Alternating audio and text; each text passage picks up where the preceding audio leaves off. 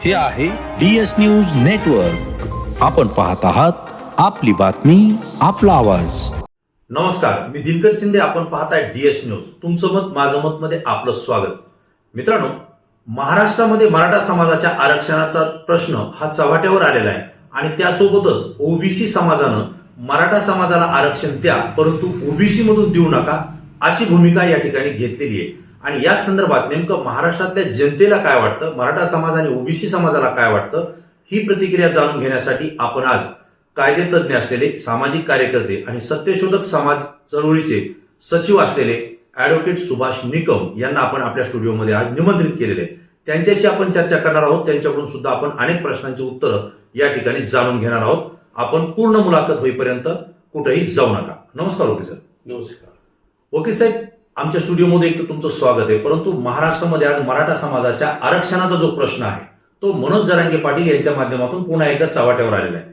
तर नेमकं मराठा समाजाची मागणी काय आणि भूमिका काय आहे हे एकदा आमच्या प्रेक्षकांना आपण सांगा. नमस्कार.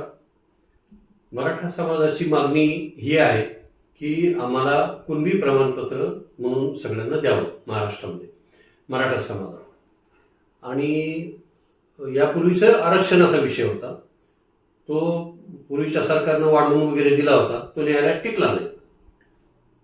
कारण साहनी केसमुळं त्या पर्सेंटेजवर सूट होत सुप्रीम कोर्टामध्ये तो आधीच्या निकालामुळे तो टिकला नाही. प्रश्न असा येतो की यावेळेस जरांगे पाटलांची जी मागणी आहे तर ती सावधगिरीची आणि कायद्याला धरून नये. ती अशी आहे की आम्हाला कुणबी प्रमाणपत्र कुणबी म्हणून डिक्लेअर करा. आता मी थोडंसं या विषयावर असंही बोलू इच्छितो की मराठा समाजाची ही मागणी कायद्यामध्ये बसते का, कायदेशीर आहे का, आणि जो विरोध होतोय तो का होतोय याच्यावर मी महत्त्वाचं लक्ष केंद्रित करतो. की जरांगे पाटील आणि ते जे कोणी सगळे आंदोलनकर्ते आहेत महाराष्ट्रातले, त्यांची मागणी आहे की आम्हाला कुणबी म्हणून डिक्लेअर करा. म्हणजे नव्यानं डिक्लेअर करता येतं का कायद्यानं, आणि त्याची जी मागणी ती कायद्यात बसते का, बरोबर, याची थोडक्यात मी आपल्यासमोर मांडतो. तर कुणबी आम्हाला डिक्लेअर करा म्हणण्याची मागणी ही नवीन आहे. त्याचं कारण असं आहे की या देशाचे सर्वेसर्वा ज्यांनी खरं तर या देशाचं भाग्य लिहिलं असे विश्वरत्न डॉक्टर बाबासाहेब आंबेडकर यांनी संविधान लिहिताना ओबीसी नावाचा हा घटक आहे हे संविधान सभेसमोर मसुदा समितीसमोर मांडलं. ते मांडत असताना अक्षरशः वल्लभभाई पटेल असतील किंवा इतर जे ओबीसी नेते होते तर ते नेते म्हणाले हे कुठून आणलं ओबीसी समाज, मागासवर्गीय तुम्ही ठीक आहे पण आता हे ओबीसी कुठून आणलं. आणि तुम्हाला आश्चर्य वाटेल की त्यावेळेसच्या मसुदा समितीच्या वेळेस ओबीसी लोकांनीच विरोध केला त्याचं आरक्षणाला. हे काय विषय काढला म्हणून, तर त्याचा दोष त्यांचा नव्हता. पटेल म्हणजे आपलीकडे पाटील, बरोबर. तर त्यांचा दोष का नव्हता, कारण मध्ये कुणीतरी मागासलेला आहे ही कन्सेप्टच त्यावेळेस कुणाला माहीत नव्हती. परंतु बाबासाहेब हे जगातले प्रकांड पंडित होते, ज्ञानार्जन केलेलं होतं, जगाच्या सगळ्या संविधानाला पोळून पेलेला माणूस आणि इतका ज्ञानी माणूस होता म्हणून त्यांनी सगळ्याचा पूर्ण अभ्यास होता. आणि ते स्वतः खालच्या पातळीवरून सगळे चटके शोषक प्रत्येक समाजाचं उघड्या डोळ्यानं निरीक्षण केलेली व्यक्ती होती. बरोबर. म्हणून त्यांना त्या सगळ्याची जाण झाली. त्यांनी हे अदर बॅकवर्ड क्लास हा सगळ्यात शूद्र आणि वरिष्ठ क्लास याच्यामधला हा वर्ग आहे तो ओबीसी. तर याबद्दलचं मसुदा समिती समोर मांडत असताना त्यांना त्याची व्याख्या करावी लागली, ती पटवून द्यावी लागली. आणि तुम्हाला माहिती आहे की त्यावेळेसच्या मसुदा समितीमध्ये प्रतिनिधी जे होते ते असे तज्ज्ञ लोक होते, बॅरिस्टर वगैरे हे काळातले असे जाणकार लोक. आणि त्यांना ज्यावेळेस ते पटवून दिलं त्यावेळेस बाबासाहेबांचं ते म्हणणं त्यांना पटलं आणि बाबासाहेबांनी मागासवर्गीयच्या आधी ओबीसीचं कलम टाकला, त्याच्यामध्ये आधी टाकला आणि मग आपल्या शूद्रांसाठी टाकला, मागासवर्गीयांसाठी SC ST टाकला. तर त्या कलमात टाकत असताना त्यांनी यादी दिली आणि त्याच्यावर एक कमिशन नेमण्याचं, जातींची यादी कलेक्ट करण्याची जी काम होतं तर त्यासाठी आयोग नेमण्याचं त्यांनी सूचना. यामध्ये एक मी आपल्याला विचारतो, आता आपण शूद्र हा एक शब्द वापरला, तर हा शूद्र तेव्हापासून शब्द वापरला जातो का म्हणजे खाजगी पद्धतीने तो शब्द बोलला जातो? नाही, हा खरं सांगू का, मी ते बोलायला पाहिजे सत्यशोधक समाजाच्या नात्याने. खरी मांडणी आरक्षणाची आणि याची ही महात्मा फुलेंनी केली.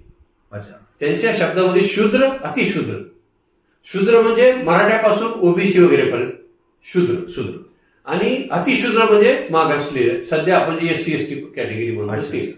तर हा शब्द प्रयोग महात्मा फुलेंचा आहे. आणि महात्मा फुलेंचा जर आपण, मी सगळ्यांना विनंती करेन ऐकणाऱ्यांना, की शेतकऱ्याचा असूड आता वाचा, गरज आहे त्याची वाचण्याची. आज वाचा. आजपर्यंत 150 वर्ष झाली. 24 सप्टेंबर आत्ता गेलेल्या, बरोबर, 150 वर्ष झालेली आहेत सत्यशोधक समाजाच्या स्थापनेला. तर या निमित्ताने ना, आणि मराठा समाजाच्या आणि ओबीसी समाजाच्या बांधवांना विनंती करतो की आपण महात्मा फुलेंचं शेतकऱ्याचा असूड वाचा. कारण त्यामध्ये शेतकऱ्यांचं म्हणजे ह्या ओबीसी कॅटेगरीतल्या लोकांचे जीवनाचे हाल त्याच्यामध्ये दिलेले आहेत. त्यामध्ये कुणबी आला. मित्रांनो, शेतकऱ्यांचा आसूड हा महात्मा फुलेंनी लिहिलेलं एक पुस्तक आहे. एवढंच फक्त आपल्याला माहिती आहे, परंतु ते वाचलं किती जणांना? वकील साहेबांचं म्हणणं, निकम साहेबांचं, की ते आता तुम्ही वाचा म्हणजे ओबीसीच्या व्यथा आपल्या लक्षात येतील. हा जो एक मुद्दा महात्मा फुलेंनी लावून धरला ओबीसीच्या संदर्भात, आज मराठा समाजाला कुणबीचे प्रमाणपत्र अनेक ठिकाणी आहेत. म्हणजे पश्चिम महाराष्ट्रामधला मराठा समाज कुणबी आहे, त्यांना ओबीसीचं आरक्षण मिळते. विदर्भात पण आहे, खानदेशमध्ये आहे, आणि मला वाटतं कोकणचा पण काही पट्टा ओबीसी. मग हे मराठवाड्यामधले जे मराठा समाज आहे हे कुणबी का नाहीत, हा एक प्रश्न अनेकांना पडतो. बरोबर, खूप महत्वाचा प्रश्न आपण विचारला आणि या सगळ्या आंदोलनाची किल्लीच तुम्ही विचारलेली. धन्यवाद. तर त्याचं कारण मी पुढे येऊन सांगतो की ज्यावेळेस बाबासाहेब हे लिहित होते, आणि आपल्याला एक गोष्ट मान्य केली पाहिजे की बाबासाहेबांनीच सगळ्यात जास्त ह्याची खरी मेहनत रात्रंदिवस लिहित होते. बरोबर. तर बाबासाहेब लिहित असताना ज्यावेळेस त्या ओबीसीचं त्यांचं स्पीच झालं आणि कुणबी नावाची जी कष्ट करणारी जात आहे तर तिचा उल्लेख राहून जाईल का काय, असं त्या काळातले महाराष्ट्रातले आणि देशाचे पहिले कृषी मंत्री डॉक्टर पंजाबराव देशमुख हे होते. आणि त्यांनी बाबासाहेबांची त्यांची चांगली मैत्री होती, कारण त्यांनी अमरावतीचे आंदोलन वगैरे बाबासाहेबांना सोबत ते सहकारी होते. तर ते बाबासाहेबांच्या घरी गेले आणि सकाळीच बाबासाहेब उठून ते लिहित होते. तर ते म्हणले, त्यांचं स्वागत वगैरे झालं, ते म्हणले चहा घ्या, मी तोपर्यंत थोडंसं पाय मोकळा करून येतो. आणि ते परत येईपर्यंत ते काही चुका असली तर सांगा, कारण डॉक्टर पंजाबराव देशमुख हे बॅरिस्टर होते, डॉक्टरेट होते. आणि विदेशामध्ये 3-4 देशात शिक्षण घेऊन आलेले होते, खूप मोठा तज्ज्ञ माणूस होते. आणि ते बेरार म्हणजे मध्य महाराष्ट्र जो सध्या विदर्भात आहे तिथून ते मसुदा समितीवर निवडून सुद्धा गेलेले होते, ते पदसिद्ध सदस्य होते. तर त्यांनी तिथं भेट घेतली आणि तिथं वाचायला लागले. तर बाबासाहेब म्हणले की तुम्ही बघा काही करेक्शन असतील तर मला सांगा. ते बरोबरीचे ज्ञानी होते. तर बाबासाहेब फिरून आले आणि फिरून आल्यानंतर पंजाबराव देशमुखांच्या डोळ्यात पाणी पाहिलं. ते म्हणले काही चुकलं का माझं? बाबासाहेब म्हणले. तर पंजाबराव म्हणाले की नाही, मी ज्या कुणबी समाजाबद्दल तुम्हाला उल्लेख करा म्हणणार होतो तुम्ही आधीच केला. तर बाबासाहेबांनी कुणबी समाजाचा उल्लेख हा संविधानातच केलेला आहे, त्यामुळे नव्यानं आरक्षण मागण्याचा प्रश्न येत नाही. आता यावरच मला एक प्रश्न विचारायचा आहे की कुणबी समाजाचा प्रश्न मार्गी लावलेला आहे. मग कुणबी हा समाज आहे का कुणबी ही जात आहे, नेमकं काय? हा, समाज म्हणजे मी जात या अर्थाने ते उल्लेख आहे, कारण त्यामध्ये तर कुणबी शब्द काय, कण म्हणजे मातीचा, कुण म्हणजे माती, आणि बी म्हणजे मातीमध्ये बी पेरून उगवण्याचा व्यवसाय करणारा म्हणजे शेतकरी. कुणबी म्हणजे शेती, कुणबिक म्हणजे शेती व्यवसाय, आणि कुणबीन म्हणजे शेती करणाऱ्या शेतकरी बायको. आता ती जात जी आहे तर ती मराठ्यांना का लागू होते? कारण शिवरायाच्या काळापासून लढाईचे कामं करून आल्यानंतर त्याच तलवारीच्या पासा करून शेती करणारे लोक कुणबी करायचे, सुट्टी घेऊन यायचे. इतिहासात लिहिलेलं बरोबर, सुट्टी घेऊन आपल्या पेरणीच्या वेळेस यायचे आणि पुन्हा तलवारी घेऊन जायचे. आणि मी विषयांतर न करता औरंगजेबाचं एक वाक्य आहे की मी इथं यशस्वी का व्हायना, कारण यांचं सैन्यच मला घेरता येणार. बरोबर का? कारण इथं गवताला भाले फुटतात, हे शब्द त्याच्यावर नाटक झाले. गवताला भाले फुटतात म्हणजे ह्या गवतात आणि शेतीत राहणारे लोकच हे सैन्य याला धरायचं कुठं. म्हणून हे जे लढवय्ये होते तेच कुणबी करायचे, त्यांना कुणबी हा शब्द दिला. आणि म्हणून जागोजाग तो लिहिण्यात आला. कुणबी हा शब्द संविधानात लिहिलेला. आता तुमचा प्रश्न होता की सगळीकडे मिळतं आणि मराठवाड्यात, बरोबर. तर मंडल कमिशन मी आपल्याला इथं उल्लेखित केलं पाहिजे की ज्यावेळेस मंडल कमिशनच्या शिफारशी आल्या त्यावेळेस शिफारशी लागू करून येण्यासाठी प्रत्येक राज्याला सवलत असते करायची की नाही. जसं सिलिंग महाराष्ट्राला लावून घेतली पण बिहार वगैरे तिकडच्या राज्यामध्ये तसं हे लावायसाठी त्या काळातले माननीय मुख्यमंत्री शरद पवार साहेब यांनी मंडल आयोग लावून घेतला, लगेच लावून घेतला. त्यामुळे ओबीसी समाजाला ते रस्ते खुले झाले. आता त्या कुणबी समाजाच्या वेळेसच मी सांगताना विसरून गेलो की पंजाबराव देशमुखांनी त्याच वेळेस आवाहन केलं होतं कुणबींना की आपापले रेकॉर्ड हे कुणबी शब्दातल्या, मराठा नावाची जात नाही, हा प्रदेशवाचक शब्द. महाराष्ट्रात राहणारा प्रत्येक जण मराठा या अर्थाने आहे. कारण आपण जनगणनेमध्ये राष्ट्रगीतात काय म्हणतो, पंजाब, सिंध, गुजरात, मराठा हे सगळे प्रांत आहेत. तर त्यांनी सांगितलं, ते विदर्भातल्या लोकांनी ऐकलं, पुणे पश्चिम महाराष्ट्रातल्या लोकांनी ऐकलं, मराठवाड्यातल्या लोकांना कुणबी हा शब्द लावायला काही जड झाला गेला. वास्तविक ही नोंद निजामाने केली. फॉर्म नंबर 33-34 मध्ये 140 वर्षापूर्वी निजामाने या कुणबीसाठी नोंद केलेली. कुणबी नावानं या जातीला कर्नाटकमध्ये आजही रिझर्वेशन आहे, पश्चिम महाराष्ट्रामध्ये आहे. आणि मी बोलता आपल्याला तुमच्या माध्यमातून लोकांना सांगू इच्छितो की माझी सासवडी बुलढाणा जिल्ह्यातली, चिखलीचे माजी आमदार संतोषराव पाटील हे माझ्या मिसेसचे आजोबा आहेत, सख्खे आजोबा आहेत. आणि माझ्या मिसेसचं मी जात प्रमाणपत्र आपल्याला दाखवण्यासाठी आलेलं आहे. हे जात प्रमाणपत्र उपजिल्हाधिकारी बुलढाणा यांनी ज्योती पाटील सतीशराव आणि याचं कुणबी सिरियल नंबर 83 हे माझ्या स्वतःच्या पत्नीचं प्रमाणपत्र आहे. म्हणजे हे तुमच्या पत्नीचं प्रमाणपत्र आहे जे की कुणबी याच्यामध्ये, आणि हे बुलढाणा जिल्ह्यातला. म्हणजे आता तुमच्या पत्नी कुणबी आणि तुम्ही, मी मराठा. मग आता अशा पद्धतीचे जे विवाह झालेले आहेत तर याला प्रेम विवाह समजावं का, असं सोशल मीडियावर व्हायरल होत आहे. हो, आंतरजातीय विवाह समजायचा का? तर आता सोयरीक जमून सोयरीक झालेली सोयरीक आहे आणि खूप आहे. माझ्यासारखे पश्चिम महाराष्ट्रात वगैरे सगळीकडेच आहे. वास्तविक हे आहे जे आहे ते पण आपल्या महाराष्ट्रात का मिळत नाही, हा प्रश्नाचं उत्तर मी दिलं पाहिजे. कारण मी सत्यशोधक समाजात काम करतो आणि मंडल आयोग समर्थन समितीचे आताही काम केलेलं होतं त्यावेळेस. तर ज्या वेळेस मंडल कमिशनचे लोक मराठवाड्यात आले की आपापल्या जातीचं लिस्ट करण्यासाठी, त्यावेळेसच्या राजकीय नेत्यांनी कुणबी ही जात इथं नाही अशा प्रकारचं वक्तव्य केल्यामुळं इथं ही जात नाही असं समजून तसं नोंद करण्यात आली. म्हणून फक्त मराठवाड्यात प्रमाणपत्र मिळालं. हे जे त्यांनी वक्तव्य केलं की इथं कुणबी नाही, मग हे जाणीवपूर्वक केलं का माहिती न घेता केलेलं वक्तव्य? ते त्या काळातल्या गैरसमजातून, माहिती न घेता आणि त्यांचा अभ्यास नसल्यामुळं तसं झालेलं आहे. पंजाबराव देशमुखासारखा एखादा माणूस जर मराठवाड्यात असता तर ही वेळ आली नसती, याची आपल्याला खंत वाटते. याची निश्चित खंत आहे. हे आंदोलन करण्याची वेळ का आली? आपण पंजाबराव देशमुखांचं ऐकलं नाही म्हणून ही वेळ आली. वास्तविक निजामांनी सुद्धा, तुम्हाला आज मी छातीठोकपणे सांगतो की भारत सरकारपेक्षा निजाम सरकारचं रेकॉर्ड हे व्यवस्थित आहे, अत्यंत व्यवस्थित, फार व्यवस्थित, पूर्ण नोंदी त्याच्यामध्ये आहे. तेलगीच्या घोटाळ्यानंतर भारत सरकारनं नंबरिंग आणि वर्ष टाकायला सुरुवात केली. पण तुम्ही जर का जुने निजामाचे बॉन्ड पाहिले तर ते बॉन्ड छापायचं वर्ष आहे आणि नंबरिंग आहे. मला आपल्याला सांगायला या ठिकाणी आवडेल की महाराष्ट्रामध्ये ज्यावेळेस भूमी अभिलेख कार्यालयामध्ये मराठा समाजाचे कुणबीचे प्रमाणपत्र सापडले, नोंदी सापडल्या, DS न्यूजनं महाराष्ट्रात पहिल्यांदा ती बातमी दाखवली. बीड जिल्ह्यातल्या गेवराई तालुक्यामध्ये भूमी अभिलेख कार्यालयात जवळपास 65 पैकी 63 गावांमध्ये कुणबीच्या नोंदी सापडलेल्या आहेत. मग जर एवढा समाज एका तालुक्यात जर कुणबी असेल तर मराठवाड्यातल्या प्रत्येक जिल्ह्यात कुणबी. आता एक 2 दिवसापूर्वीची बातमी, जळगाव जिल्ह्यामध्ये, एकट्या जळगाव जिल्ह्यात 1.5 लाख लोकांच्या कुणबी नोंदी सापडल्या आणि आज महाराष्ट्रामध्ये जवळपास 29 लाखाच्या पुढं कुणबीच्या नोंदी सापडल्या.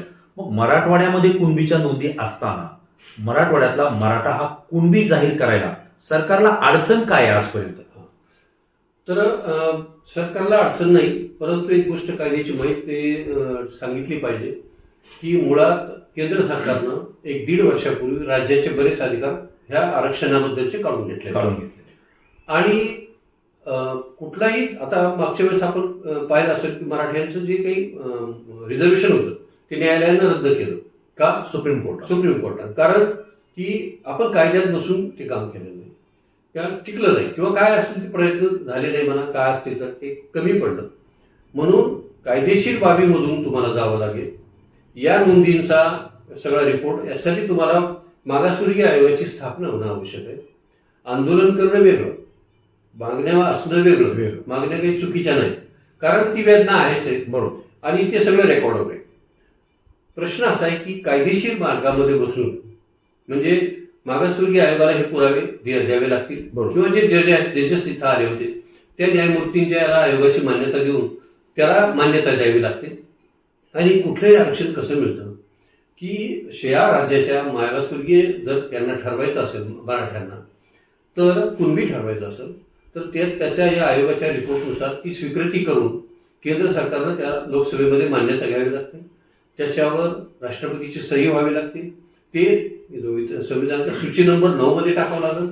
त्याची अमेंडमेंट करावी लागते आणि मग पण ओके साहेब, जरांगे पाटलांचं जे म्हणणं आहे त्यांनी राज्य सरकारच्या समितीसमोर सुद्धा सांगितलं आणि 2 जे सेवानिवृत्त जस्टिस आले होते, न्यायाधीश आले होते, त्यांच्याही कमिटीने सांगितलं, त्यांनीही सांगितलं आणि मुख्यमंत्री एकनाथराव शिंदे यांनी सुद्धा बोलताना सांगितलं की ज्या मराठा समाजाच्या कुणबीच्या नोंदी आहेत त्यांना आम्ही ओबीसी मध्ये घेतोय कारण ते कुणबीमध्ये आहे, त्यांना आम्ही सलग प्रमाणपत्र सुद्धा देतोय असं त्यांनी स्पष्टपणे सांगितलेलं आहे. आणि मनोज जरांगे पाटील यांनी सुद्धा सांगितलंय की ज्यांच्या कुणबीच्या नोंदी आलेल्या आहेत आपल्या दस्तावेजमध्ये त्यांना तुम्ही तात्काळ प्रमाणपत्र द्या, पण त्यांच्यासोबत त्यांचे जे ब्लड रिलेशनमध्ये आहेत, नातेवाईक आहेत, पती असतील तर पत्नी असेल तर त्यांना सुद्धा आपण कुणबीचं प्रमाणपत्र द्या. ही एक रास्त मागणी. आणि जर नोंदी सापडल्या असतील आता तर या लोकांना कुणबी म्हणून आरक्षण द्यायला राज्य सरकारला काय अडचण आहे? कारण हा केंद्र सरकारचा मुद्दा नाही आता. ते राज्य सरकारला काहीच अडचण नाही. त्याचं कारण असं आहे की जात पडताळणी जी असते, हो, जात पडताळणी एखाद्या विद्यार्थ्याची करत असताना त्याची आत्या, त्याचे मामा किंवा त्याचे ब्लड रिलेशनचे लोक, बरोबर, आता बरेच समाज असे येतात की त्यांची पहिलीच पिढी शिकते, बरोबर, त्यामुळे पण त्यांचं इतर लोकांचे जे काही नाते होते तर त्यांचं रिलेशन हे कोण. आता तुम्ही गेवराईची 140 वर्षापूर्वीचं रेकॉर्ड आहे. म्हणजे आज जे काही लोक तरुण आहेत त्यांच्या खापर बंजोबाचे नाव आहेत ते. बरोबर. मग त्यांचं वंशावळ काढून त्या सगळ्या लोकांना त्या कुणबीमध्ये प्रमाणित करता येतं. म्हणजे ही मित्रांनो ॲडव्होकेट सुभाष निकम जे की कायदे तज्ज्ञ आहेत, सामाजिक कार्यकर्ते आहेत, सत्यशोधक समाजामध्ये ते काम करतायत आणि वेगवेगळ्या जाती धर्मामध्ये ते सातत्यानं मिसळत असतात आणि एकोपा राखण्यासाठी ते सातत्यानं काम करतायत. आणि म्हणून मराठा समाजाच्या आरक्षणाच्या संदर्भात जनतेचे प्रश्न काय आहेत आणि खरं समीकरण त्या संदर्भात काय आहे हे विचारण्यासाठी आपण ॲडव्होकेट निकम साहेबांना आपण बोललो होतो. दुसरा एक भाग आपल्याला पाहायचा आहे तो म्हणजे मराठा समाजाच्या आरक्षणाला ओबीसी मानले गेलेले अनेक नेते हे जरांगे पाटील आणि मराठा समाजाचा तिरस्कार करून विरोध का करतायत या संदर्भात सुद्धा आपण ॲडव्होकेट निकम यांच्याकडून जाणून घेणार आहोत. तो दुसऱ्या भागामध्ये. परंतु पहिल्या भागामध्ये ते आले, आपल्या प्रश्नाला उत्तर दिलं. मी त्यांचे या ठिकाणी मनपूर्वक आभार व्यक्त करतो. धन्यवाद.